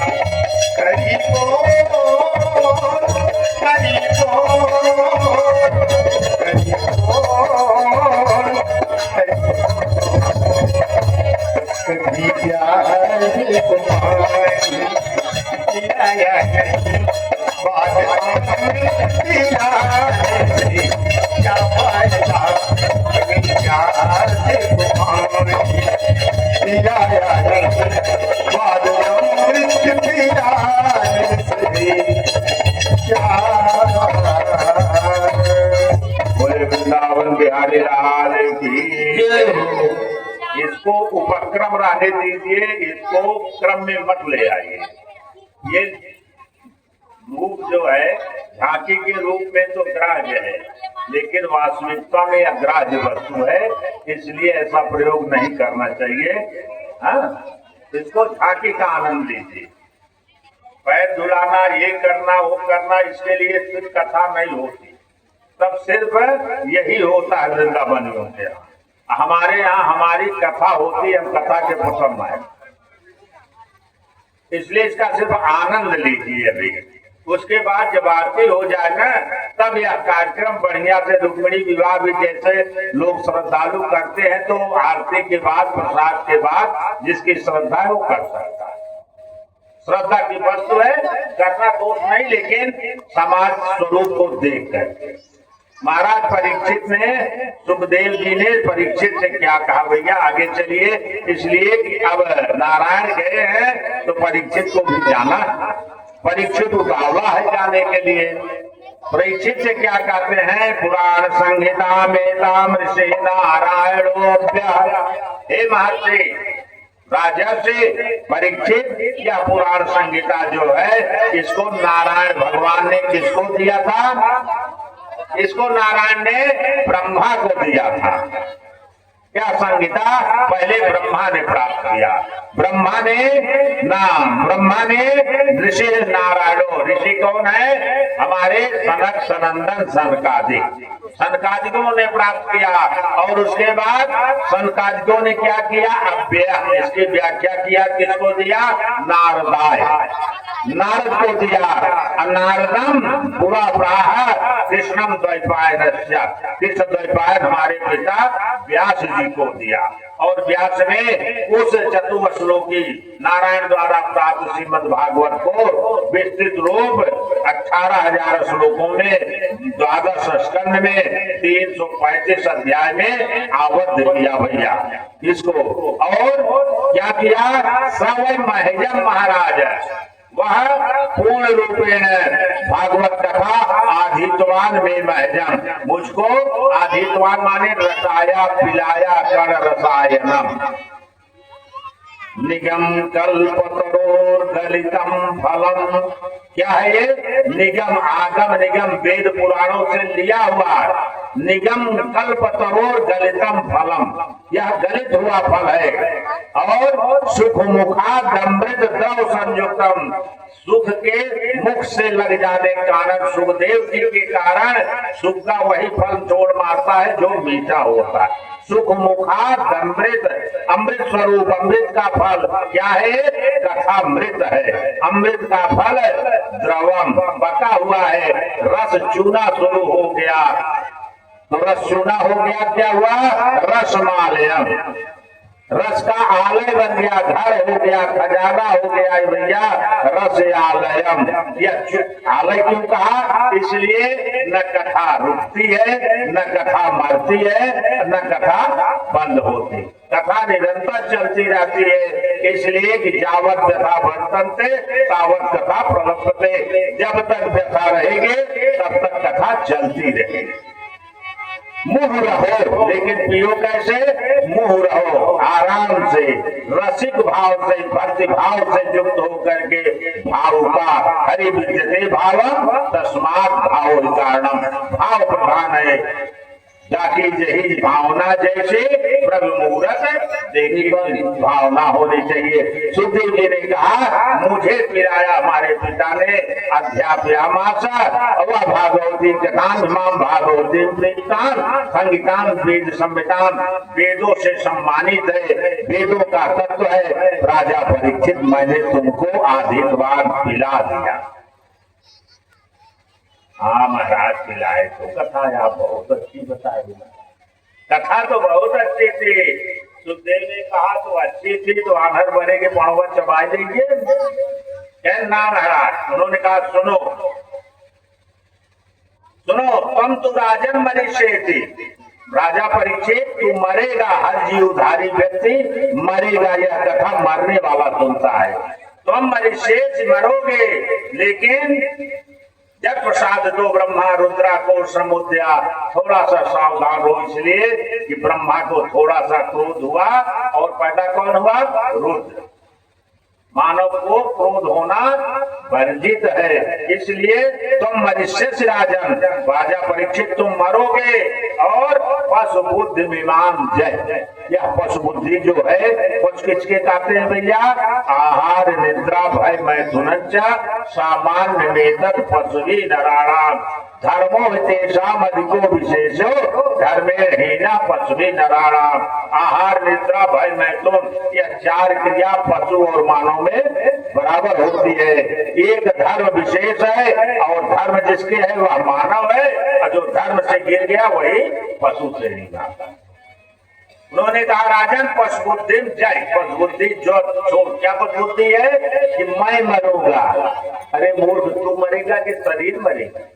तू तो अजर अमर है, आत्मा ईश्वर अंश, जीव अविनाशी, तो अविनाशी है, ईश्वर का अंश है, जीव नहीं मरती, यह पंचभौतिक तत्व मरता है। यह इसलिए यह तो अजन्मा, न जन्मम जस्या विद्ये स अजन्मा, न जाता प्रागभूतो यम देहोत्तम न नक्षर, यह नष्ट नहीं होती है। यह शरीर जो कारण शरीर है यह नष्ट नहीं होती। इसलिए राजन न भविष्य भूतांतम, न तुम होगे न तुम थे, पुत्र पौत्रा समन्वितम, पुत्र पौत्र इत्यादि जितनी बजा रहे यह इस मृत्यु लोक की है, न वहां से लेके आए हो न वहां लेके जाओगे। यह बुद्धि खत्म कर दो। कैसे? स्वप्ने जथा शिरच्छेदम, स्वप्न सिर कटता है तो तकलीफ लगती है ना, जागे तो सिर तुम्हारा कट गया क्या? उसी तरह से मृत्यु लोक में मरने वाले प्राणी को भाव रखना चाहिए कि मैं मर नहीं रहा हूं, मैं पुनर्जीर्ण शरीर को छोड़ करके नया कलेवर धारण करने की तैयारी है। हे राजन, जस्मात पश्चात देह तत्आत्मा हजोरो हमारा, जो तुमको दिखाई देता है वह शरीर है पंच भौतिक, और जो नहीं दिखाई देता वह आत्मा है जो अजर है, अमर है, इसलिए उसको न कोई देख पाता है न कोई समझना चाहता। घटे भिन्नम जथा आकाशम, जैसे घट है भैया फूट का हो गया, आकाश में समाहित हो गया, उसी तरह से शरीर जब फूटेगी, प्राण वायु निकलेगा तो पृथ्वी अपना तत्व लेगी, आकाश अपना तत्व लेगा, वायु अपना तत्व लेगा, जल अपना तत्व लेगा, सारे तत्व सारे में मिल जाएंगे, आत्मा अपने अपने नारायण के धाम चली जाएगी। एवं देह मृत्यु एवं ब्रह्मम संवत्सते पुनः, इस तरह से शरीर मरता है राजा परीक्षित। इसलिए चोदितो विश्वाके नृताम रक्षक पक्षका, तुम अपने मन में अब विचार करो, सुदृढ़ करो, पद बुद्धि छोड़ दो, तक्षक तुम्हें नहीं काटेगा, तुम्हारे शरीर को काटेगा। अरे माँ आपसे पूछे तो आप कौन है, तो आप क्या बताएं कि मैं यही हूँ। अब मैं आपसे पूछ रहा हूँ, आप बता रहे हो अपना नाम, तो आपका नाम है, आप तो नहीं हो ना, तो आप कौन हो बताओ? कोई बता सकता है कि मैं कौन हूँ? लेकिन मानव, हर मानव ईश्वर, मैं ईश्वर, आप में हमको ईश्वर देखना चाहिए, मानव नहीं देखना चाहिए। मानव संसारी देखता है, और ज्ञानी को चाहिए कि हर जीव में ईश्वर का वास है और वह ईश्वर का स्वरूप है, यह मानना चाहिए।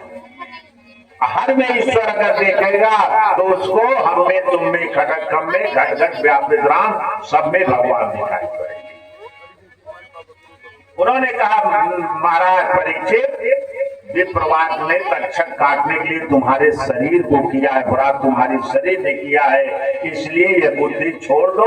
अहम ब्रह्मा परम धामम, ब्रह्मा अहम परमम पदम, अपने को यह मान लो कि मैं ब्रह्म नारायण का विग्रह हूँ और मुझको नारायण में समाहित होना है, इसलिए समाहित मन सात्मा, समाहित मन हो जाओ, मन को समाहित कर लो अपने शरीर में।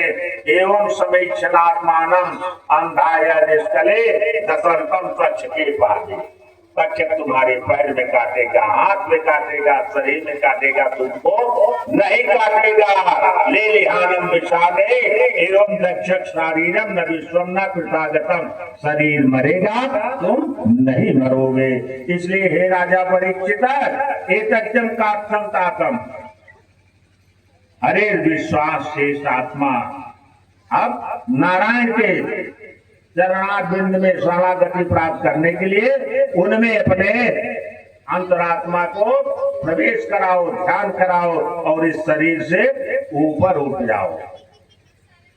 सूत जी ने कहा शौनकादिक ऋषियों से, कथा कहा हो रही थी नैमिषारण्य।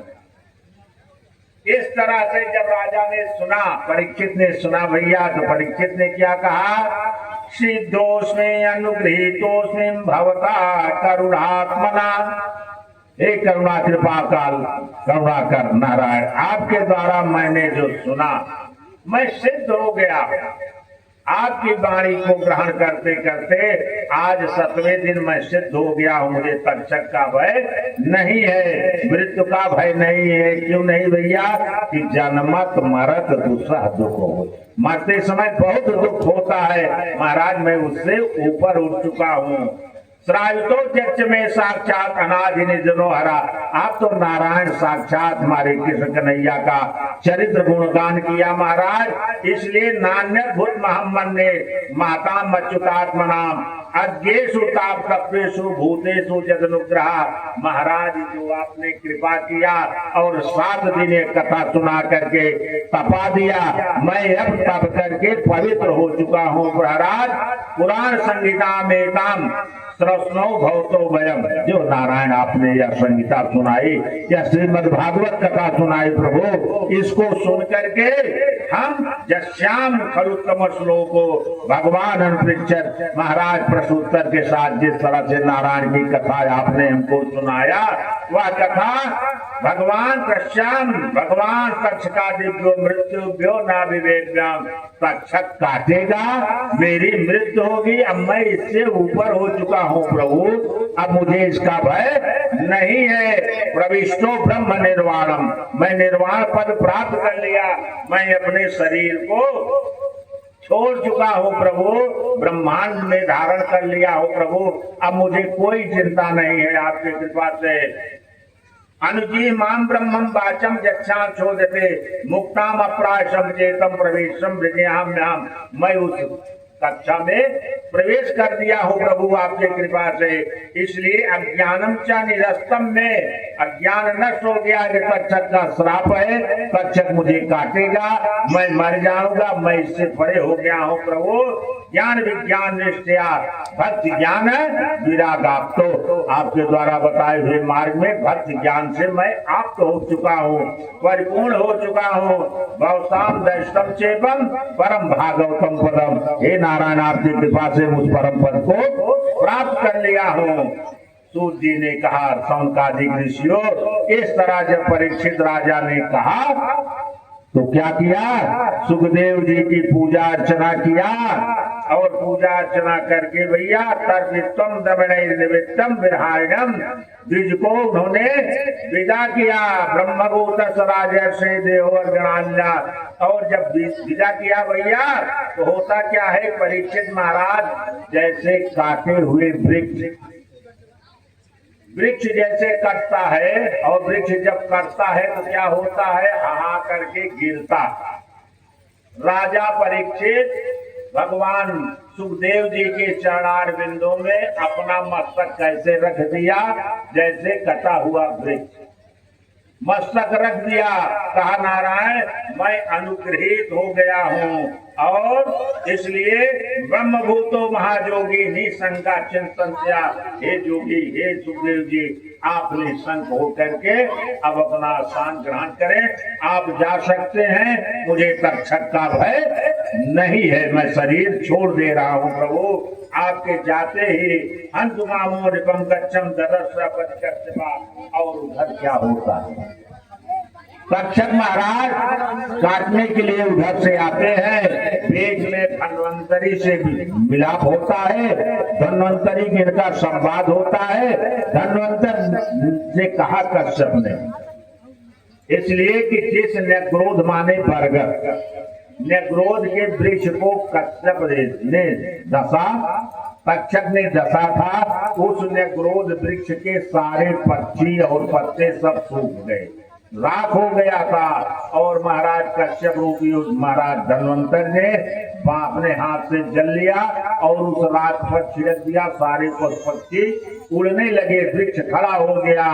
तब वह तक्षक ने कहा, प्रभु यह मृषा न हो, देव ऋषिवारी, ये ऋषि का बालक श्राप दिया है, अगर महाराज आप जाओगे यह श्राप विफल हो जाएगा। इसलिए वहां से पारितोषिक, उनको पारितोषिक दे करके कश्यप ने विदा किया कश्यप को, और स्वतः आया यहाँ वृक्ष में फल के रूप में, आशीर्वाद के रूप में आकर के उसी भैया फल में समाहित हुआ तक्षक ले लिहाना पदे दशा, राजा परीक्षित के पैर को दशा, और राजा परीक्षित परम धाम को प्राप्त हो गए। बोले वृंदावन बिहारी लाल की। श्रीमद् भागवत कथा अपने विश्राम स्थल पे पहुंच गई। 2 बार भगवान नाम, उसके बाद आरती प्रसाद। बोले श्री कृष्ण चंद्र भगवान की। मुकुंद माधव गोविंद केशव माधव हरि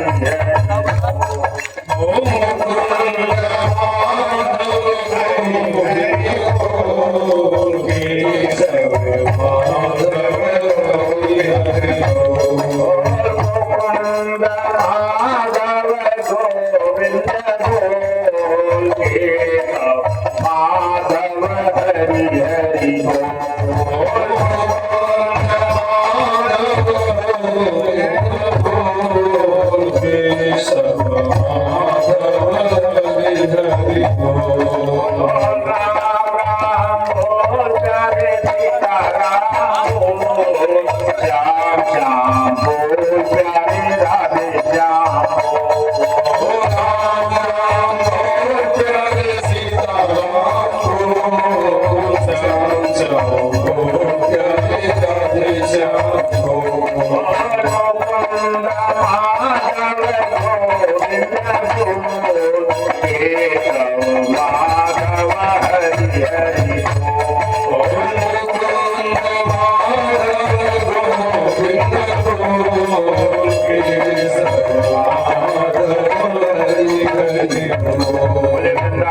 बिहारी लाल की, आज के आनंद की, श्रीमद् भागवत महापुराण की, देव भगवान की, राजा परीक्षित की, उपस्थित वैष्णव संत समाज की, हरे श्री राधे श्याम।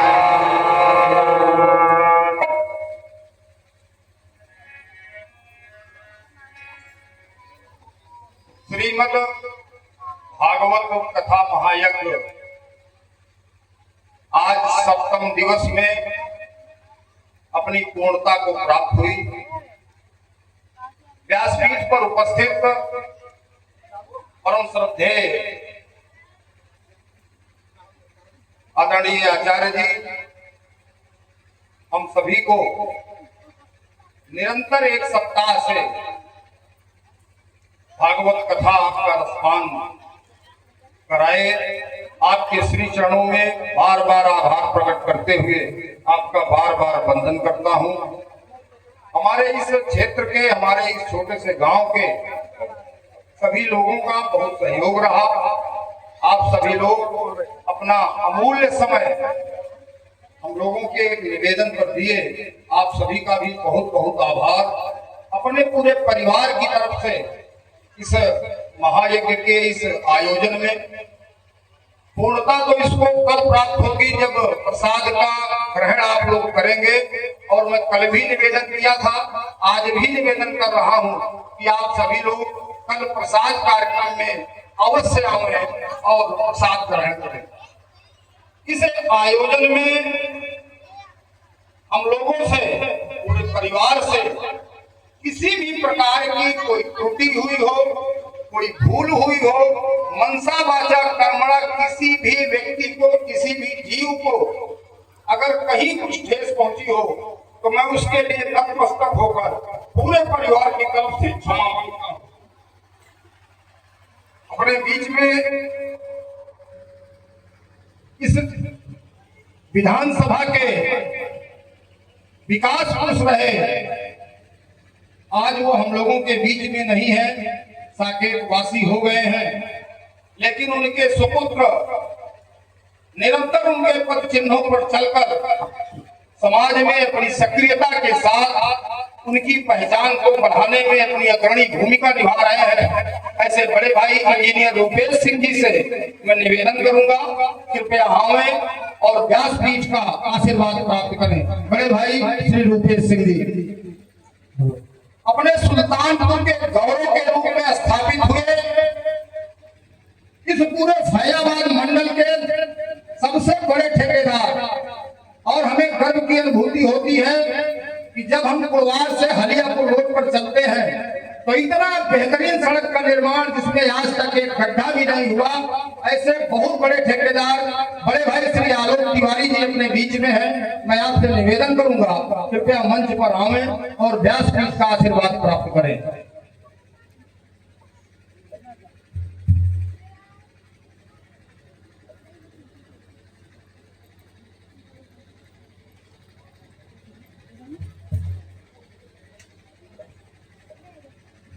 राष्ट्रीय स्वयंसेवक संघ के जिले के दायित्वधारी कार्यकर्ता हमारे छोटे भाई श्री जितेंद्र मिश्र जी से निवेदन है, कृपया आवें और व्यासपीठ का आशीर्वाद प्राप्त करें।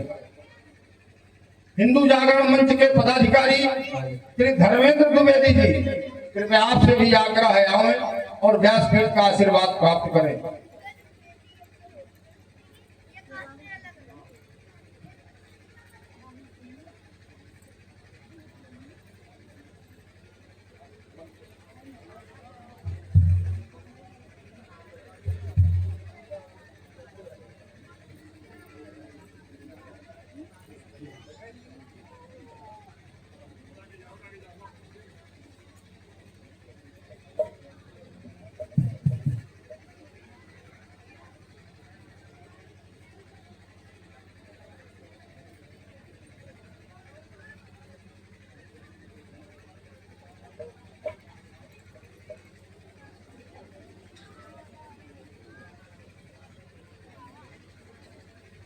अपने इस क्षेत्र के सामाजिक कार्यकर्ता सेवानिवृत्त प्रधानाध्यापक श्री राजेंद्र प्रसाद तिवारी जी से निवेदन है, कृपया मंच पर आवें और व्यासपीठ का आशीर्वाद प्राप्त करें।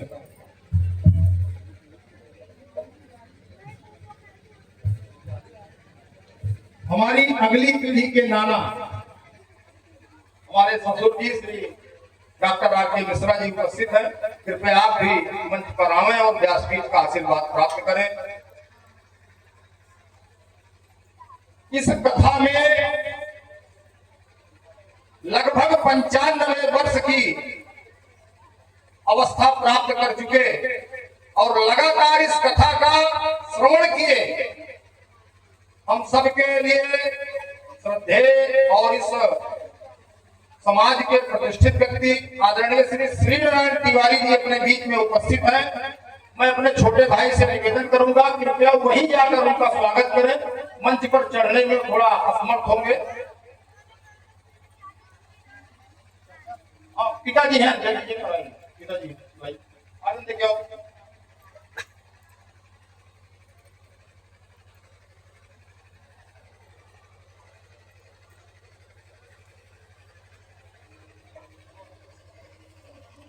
श्री राजकरण मिश्र जी रोमनपुर के निवासी हैं, समाज के प्रतिष्ठित व्यक्ति हैं, हम लोगों के मंडलीक भी हैं समाज के।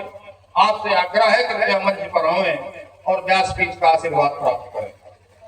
श्री जगदम्बा प्रसाद अग्रहरी जी, आप पिताजी के साथ लंबे समय तक जनता इंटर कॉलेज बेला पश्चिम में सेवा किए, अभी सेवानिवृत्त हुए हैं, कृपया आप भी आएं और व्यासपीठ का आशीर्वाद ग्रहण करें।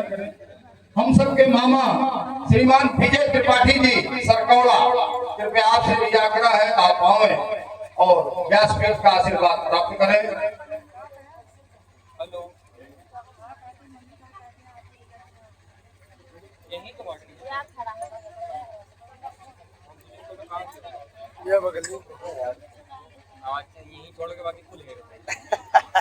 श्री नरेंद्र सिंह जी हरिहरपुर, आप राष्ट्रीय स्तर के एथलीट खिलाड़ी रहे हैं, कृपया आपसे भी निवेदन है आप मंच पर आएं और व्यासपीठ का आशीर्वाद प्राप्त करें।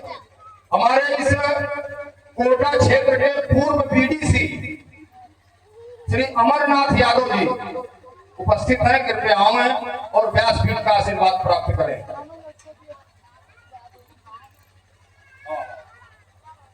ग्राम सभा कोटा के पूर्व प्रधान श्री राजेश कुमार तिवारी राजू दादा उपस्थित हैं, कृपया आएं और व्यासपीठ का आशीर्वाद प्राप्त करें।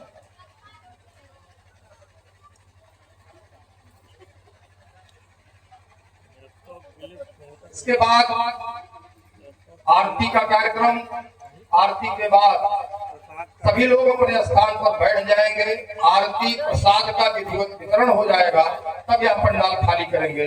धन्यवाद।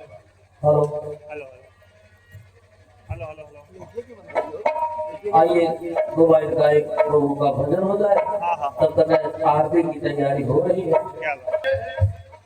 हम सबके बाबा आदरणीय राजा राम तिवारी जी कोटा उपस्थित हैं, मैं पिताजी से निवेदन करूंगा कृपया उनको अंग वस्त्र देकर उनका सम्मान करें।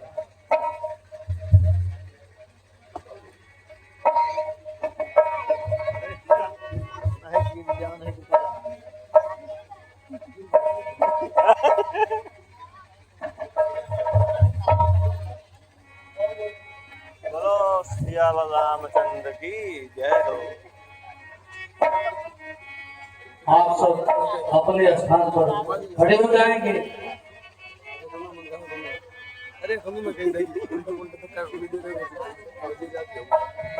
बोलो सिया रामचंद्र की जय हो। जिसके पास